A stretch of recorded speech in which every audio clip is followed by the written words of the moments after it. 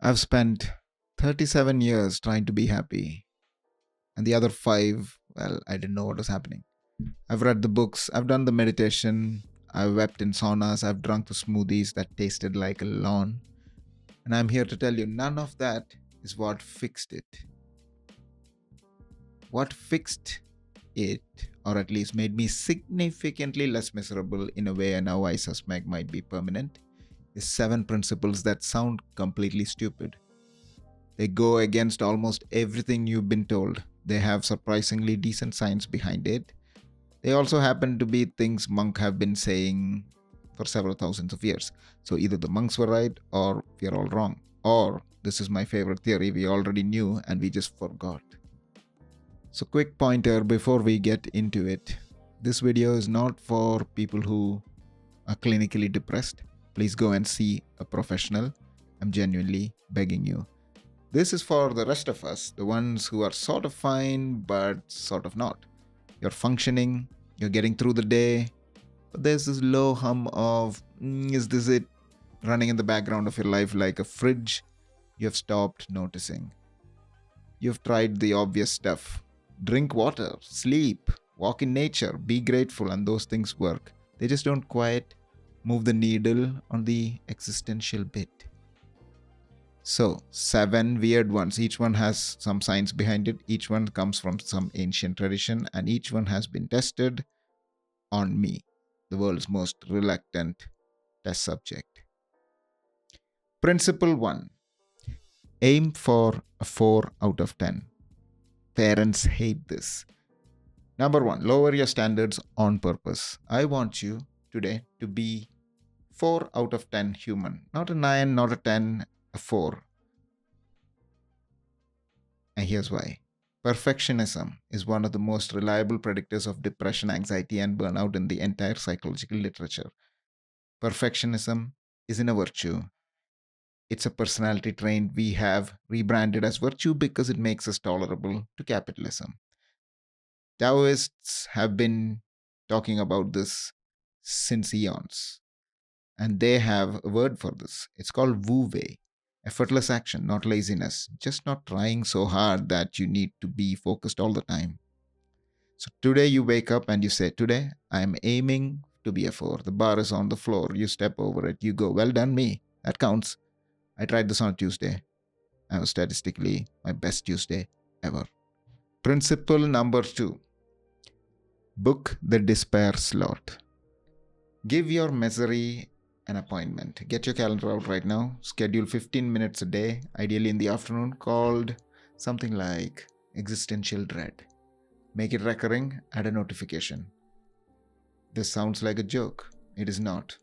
It is a well-validated intervention in CBT called stimulus control, or in the trade, worry time. The idea is you tell your anxiety, not now, later, we have a meeting, 4:15, then the worry shows up at 11 a.m. You can, without lying, say, thank you, please email my secretary.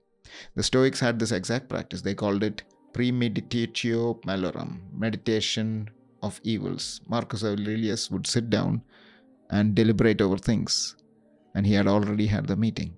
Suffering hates being scheduled. It thrives when it's allowed to wander in unannounced like a flatmate's ex. Diarize it, it shrinks. Principle 3. Greet the gremlins. There is a voice in your head that hates you. It says things like everyone secretly thinks you are annoying. And remember that thing you said in 2014? And you're probably going to die alone surrounded by Amazon boxes. You have two options with that voice. You can either fight it or you can say hello. The science is clear from acceptance and commitment therapy, and the technique is called cognitive diffusion. Short version, the more you try to suppress a thought, the louder it gets. Try not to think of a white bear. There it is. Hello. Tibetan Buddhist has a practice for this, which has been around for 1,000 years. It's much weirder. It's called Chod. The literal translation is cutting through. And what you do, bear with me, is invite your demons for tea. You feed them. Hey demon, you've been busy. Would you like a biscuit? You're not arguing with the thought. You're not buying it either. You just acknowledge it. So next time this gremlin pipes up, try not to shut it. Try, oh hi, you again. You'll be surprised how quickly it gets bored and leaves. Principle number 4. Throw the parade. Be embarrassingly proud of microscopic wins. Today, when you put one foot out of bed, I want you to throw a parade. Not a metaphorical parade. I want you to literally say out loud, "Well done, me." Made a coffee. Standing ovation. Replied to that email. Knighted. Drank water. Hydration icon. And scientists have run the experiment. And the brain learns through dopamine. Dopamine doesn't care whether you climb Mount Everest or hung up the wet towel, it just cares whether you noticed. So both neuroscience and the traditions are saying the same thing. Punctuate the day with applause. The day will applaud you back. Principle number 5. Be your own mate. By mate, I mean friend. Talk to yourself like a slightly annoyed friend. This one is hard because we've been raised on two equally interesting options. Option A, the inner critic.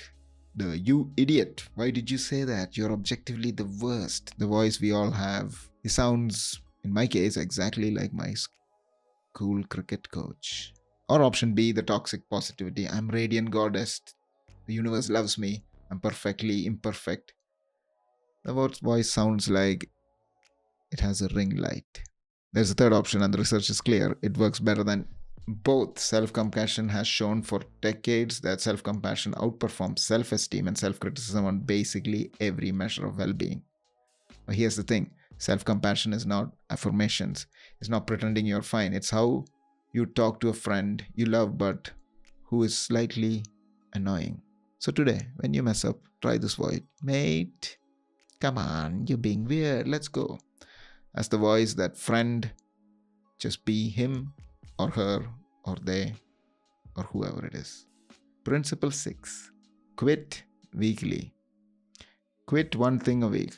Almost all the advice out there is about adding things. Add a habit, add a routine, add a supplement, add a journal, add a course. Add me on YouTube.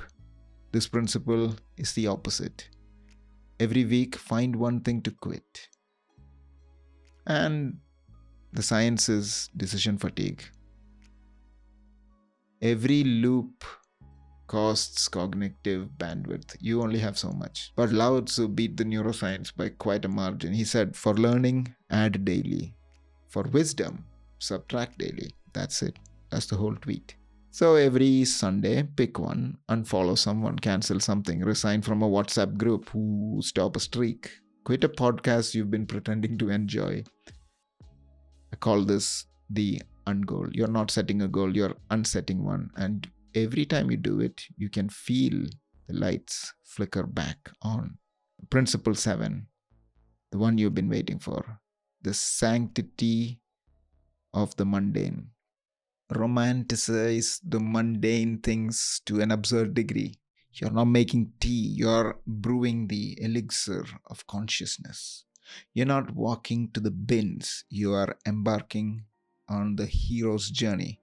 You're not doing laundry, you're participating in this ancient ritual of order over chaos.